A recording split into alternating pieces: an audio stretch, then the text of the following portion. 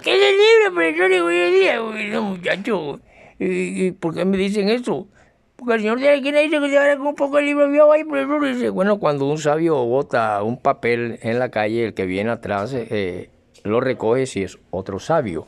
Si es un neófito o algo, lo pisa y sigue o se limpia con él el ano, como después de defecar, como lo hacemos con los periódicos y esas cuestiones. Yo quiero hablarles hoy precisamente porque quienes están estudiando, yo profesor en literofilosofía, yo soy el Tostado, que ahora soy el director general, profesor. Hombre, Tostado, me alegro, te felicito. ¿Qué quería decir, profesor Tostado? Bueno, profesor, ¿por qué que usted habló hoy que del juego sagrado, usted habló la clase pasada de resurrección, de no sé qué, y habló del Imperio Romano, que dijo que una cosa era cuando Constantino y Constantinopla, quien transfirió la capital del Imperio de Roma a Bizancio, a la que cambió el nombre en su propio honor, como hacen hoy en día muchos. Que tenían, era Roma la ciudad principal, que era la capital occidental del imperio. Y tras la división del imperio en 395 era cristiana, Roma y Constantinopla llegaron a tener sus propios emperadores. El imperio de Oriente duró casi 1000 años, más que el de Occidente, o sea que hay imperios que duran 1000 años, hay imperios que duran hasta 3000 y creo que el más corto, uno de los más cortos fue el griego y precisamente el romano, comparándolo con las épocas cuando no habían dioses invisibles ni habían dioses que tuvieran poderes sobre él, pero sí existían dioses que del mar, del aire, del amor, de no sé qué, de la guerra, de la paz, habían de todo. ¿Y eso qué tiene que ver, profesor? Le pregunto yo, Tostado, profesor, pero es una inquietud, usted es Dios, profesor. ¿Por qué lo dice Tostado? No, porque usted dice que usted que tuvo un hijo que está en los cielos. Y eso no se lo cree nadie. Ah, pero tú crees otras cosas, ¿verdad, Tostado? Sí. Bueno, esto hay que verlo a través de tres partes importantes que se pueden llamar, hoy en día le llaman reformas, en otras partes y en la antigüedad le llamaban restauración. Y volver a la arena, sea política, sea nuevamente a la vida, es lo que llaman resurrección. Podemos hablar de la resurrección de la farsa, cuando Marquetalia, la resurrección del uribismo, si se mantiene con el poco de gente y llega al poder. La resurrección del M-19. ¿Me están entendiendo? Sí, sí, profesor.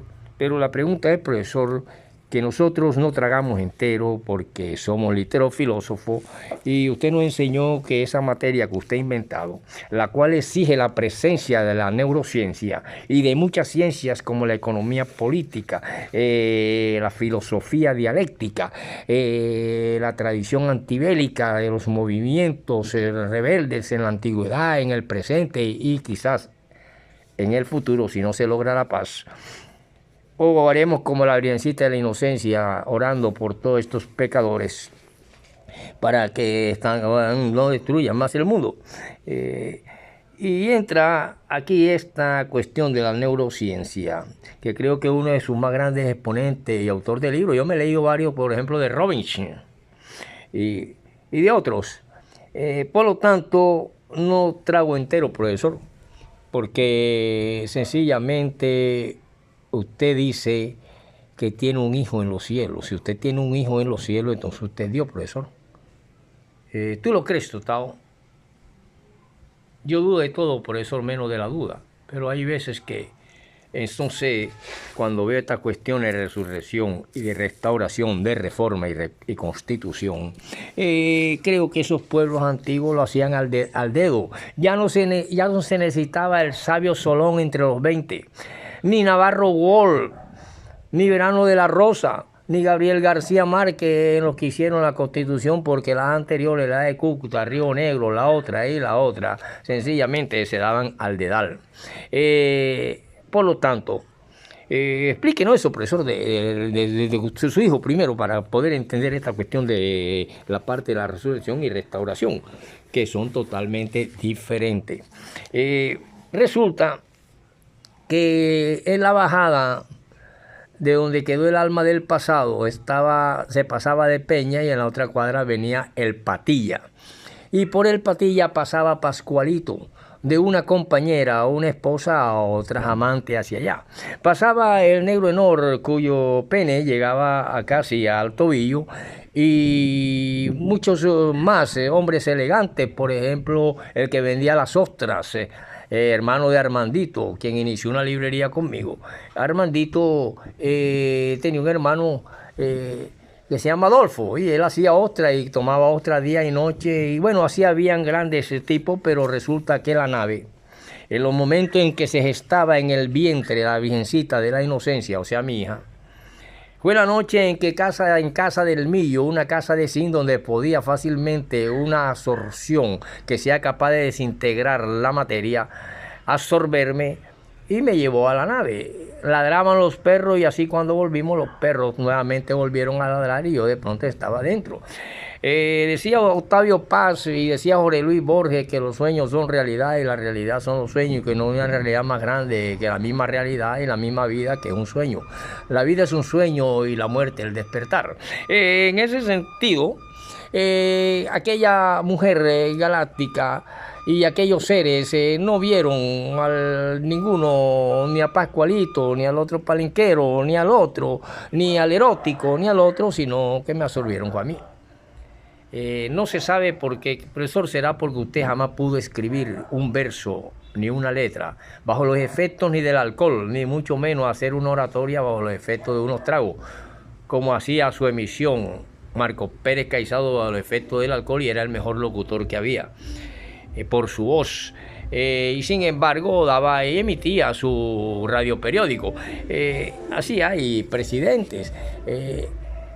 También, profesor, y me alegra mucho eso, que no escriba usted bajo los efectos, como lo hacía Ernest Hemingway bajo el alcohol, o García Márquez bajo la marihuana, o Cepeda Zamudio, o cualquiera de los grandes que han utilizado incluso morfina o heroína para escribir algo. Usted jamás lo hizo, profesor.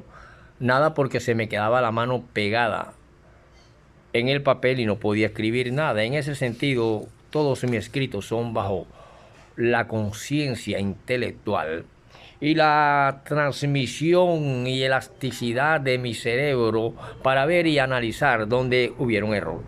Y volver nuevamente a parir una cátedra después de un error, y eso es lo que la literofilosofía. Bueno, sí, profesor, eso lo queríamos decir. Nosotros nos tragamos entero porque vienen un poco de viejitos y nos traen que el reino, por ejemplo, y nos mandan unos niñitos, y el otro, y todos tienen salvación, y seguramente que bajo el sagrado fuego todos estarán condenados.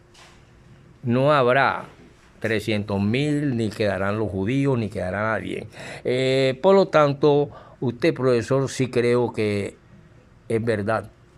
Usted tiene un hijo sagrado en los cielos, sin concepción de erotismo animalesco carnal. Profesor, pero han perseguido unas mujeres que son unos demonios aquí en la tierra, profesor. No sé si son demonios, son demasiado eróticas, infieles, despiadadas, exigentes, pero como todo, hay que entender esas cosas. Lo cierto es que ese hecho sucede, y cuando pasa Pascualito de allá para acá y de acá para allá, y toda esta gente lo escogieron usted, profesor. Yo fui el escogido, y estoy tan seguro que esa relación sexual de transmisión erótico-mental, como igualmente cuando bajo un sueño amaneces con la sábana mojada, después de algunas diosas o algunas mujeres hermosísimas pasan por tu mente y se produce una emisión de semen. Así, en esa relación que ya domina a aquellos seres de otra galaxia, nació mi hijo de esa mujer que nunca he podido olvidar, y a ese hijo que seguro me mira desde los cielos, hasta el punto de haber resistido un veneno que mató un burro y un caballo y yo seguí silbando. Y eso está registrado en Cosalud y en Bonadona. Ese día. Profesor, ¿y entonces qué tiene que ver eso con restauración y con reformas? Hombre, que son cuestiones pañitos de agua tibia ante lo que hablamos de resurrección.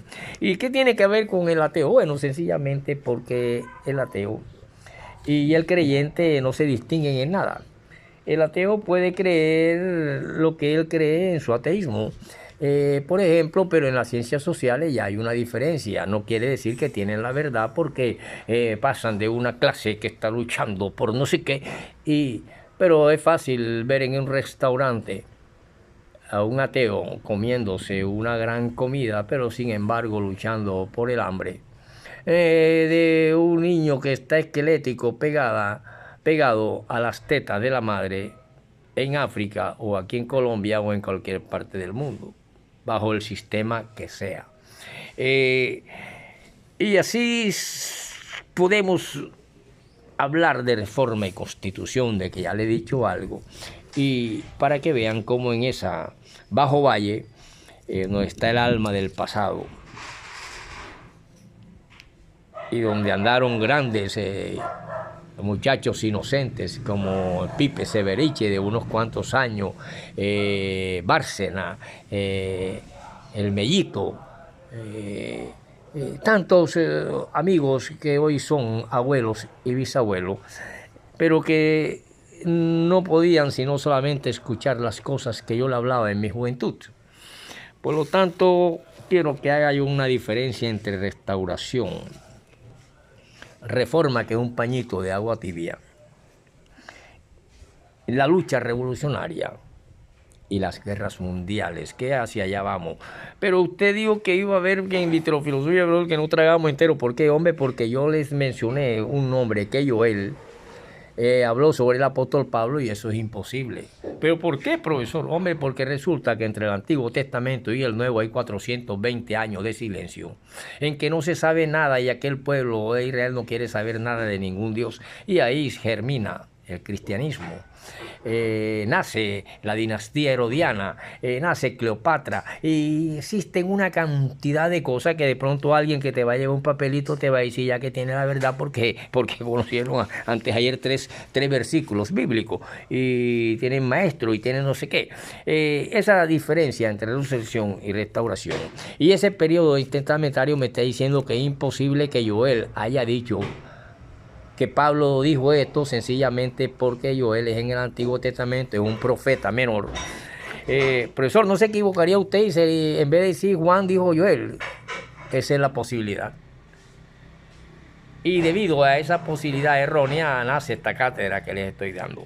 Resulta que Joel es un profeta menor y nace antes de que naciera Jesús, por lo tanto no pudo conocer a Pablo. Vamos a dejarla ahí para después hablarle de Joel, pero vamos a ver esta cuestión de reformas y constitución que hacemos que eran a los lados. La constitución del pasado eran los 10 mandamientos. En Grecia, hacia acá, ya después como en el Tercer Imperio, no el Tercer Reich, sino el Tercer Imperio, época Alejandro Magno y el otro.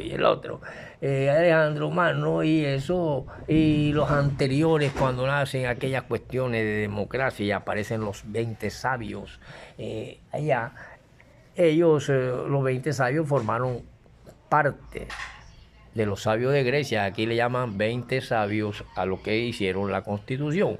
Verano de la Rosa, de derecha, charista, un capitalista, su familia quizá dueño de precisamente de este barrio llamado el Bajo Valle y el Valle, porque eso eran extensiones de tierra, era un potrero que se llamaba el Potrero de la Rosa y posiblemente decía esa familia. Y así por el estilo la tierra barranquillera, donde ya no existe el barranquillero neto, se fue acabando. Somos barranquilleros porque nacimos en Barranquilla. Si nacimos en Bogotá, somos bogotanos, aunque nuestra familia venga de Barranquilla. Así se fueron tergiversando y fueron, como dice el loco Manolo, sangre sucia. El loco Manolo, aquí en el barrio Valle, cuando se mete con los carretillos dice sangre sucia. Ya todos estamos y no hay el barranquillero netamente puro ya.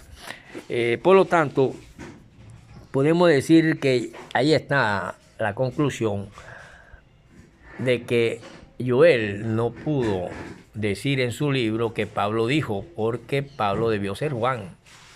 Pablo fue 20 años después de la muerte de Jesucristo, y Joel, el profeta menor, fue más de 400 años antes de que naciera Jesucristo o naciera la genealogía en el libro de Mateo.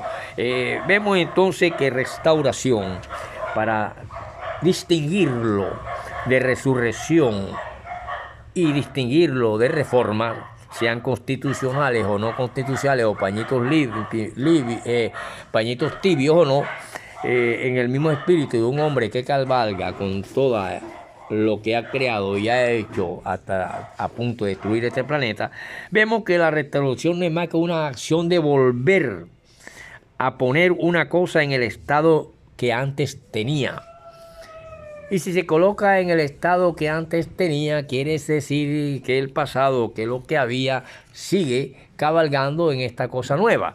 Y por lo tanto, no hay cambio de ninguna especie. No hay resurrección de ninguna especie. Hay sencillamente lo mismo vivo, volverlo a hacer. Que nosotros decimos en términos para hacer analogías a cosas dentro de la literatura o dentro del vulgo o de las palabras del pueblo, de las palabras del semianalfabeto o del analfabeto, lo que escuchamos y decimos que resucitó el M-19, resucitó la FARC con Marquetalia, resucitó Tiro Fijo, el Che Guevara en la nueva mentalidad cubana, resucitó Álvaro Uribe Vélez con Polo Polo, con la Cabal o con el otro, y así por el estilo se diferencia esta cuestión de resurrección, de restauración. Y el ateo sigue comiéndose su gran plato de comida en un restaurante mientras la desigualdad social continúa, las reformas continúan, se sigue así se maman cientos de años y miles, como aquel romano, imperios en la actualidad. Entonces tenemos que restauración es la acción de volver a poner una cosa en el estado que antes tenía. Las escrituras relacionadas con la vuelta de Cristo, que es diferente. Los tiempos de la restauración van a formar y van a partir de palabras extranjeras como del griego, la cuestión helénica. Del griego apokatastasis, que es todas las cosas de que se hablaron en el pasado por boca de profetas mayores y menores, y que lo registran después en el Nuevo Testamento libros como Hechos, en el 3, 20, 21. Otras versiones traducen este versículo como apokatastasis por restitución o restituir, y restaurar es distinto a resurrección, que es volver a vivir. Ojo, por lo tanto, estos verbos van correspondiéndose unos con otros y se van traduciendo y se restauran en el libro de Hechos. El diccionario teológico, según las cuestiones de su significado, que tiene que ver con la vuelta de nuevo, y akistasmiki, que significa disponer, corresponden precisamente en este diccionario del Nuevo Testamento, y dice que este sustantivo es un sustantivo, tiene el significado fundamental de volver a colocar en una situación anterior, restauración. El historiador judío Josefo, quien se lavaba las manos con Roma y Pilato y también con los judíos, y los judíos lo odiaban, él dice que utilizó esa misma palabra, siendo uno de los grandes historiadores. Vemos una cantidad de historiadores cuando dicen, no, que allá no sé qué, cuando llegaron los españoles, que pito y flauta, que lo otro, que el negro, que lo que dice el Yo Arroyo en el año 1500 y tal. Y eso no son historiadores al pronunciar cuestiones históricas. El historiador es una ciencia y tenemos, por ejemplo, a Flavio Josefo, a Ciro Tácito, del ayer. Lo de hoy no sé cómo son. Este historiador judío Josefo utiliza esta palabra para referirse al retorno de los judíos del exilio. Y si ellos vuelven del exilio, estamos hablando del exilio babilónico. Estamos hablando de los diferentes exilios en que se mantuvieron y que esto se emplea en diferentes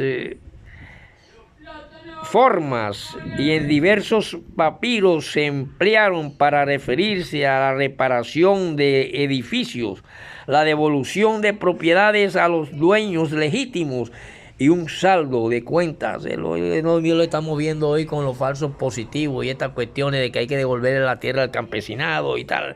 Pero sin embargo, yo recuerdo al liberal Julio Bornacelli, quien le trabajaba a un hombre que era dueño de tierras y tenía una parcelita y él sacaba ahí su yuquita, su vaina y tenía que pagarle a aquel tipo. Entonces cuando hablemos del campo y del campesino, en el campo y en los campesinados también hay clases sociales. No es lo mismo el dueño de las tierras, sea rey, sea feudo, o sea el liberal Julio Bornacelli, con su machete y su burrito y sus 3 hijos a ir a sembrar yuca y papa, que un terrateniente dueño de hectáreas y hectáreas y hectáreas y tierras y kilómetros de tierra lleno de monte, a un campesino que muchas veces todos los días se trae en su burrito la yuquita y la papa para hacerla en su casa. Entonces ya también hay una división de clase en la misma clase campesina. Entonces, ¿por quién luchamos? Vamos a luchar por restaurar la tierra al hombre, ya sea liberal, conservador, comunista, no comunista, y darle tierra al que no tiene tierra, para que la trabaje y haga alimento y no tenga por qué tener nuevamente rey, tener feudo, tener señor amo, dueño de la tierra, y la tierra es para quien la trabaja. Dijo un revolucionario, nos vemos en la próxima. Sí, reverendo profesor. Sí, reverendo profesor.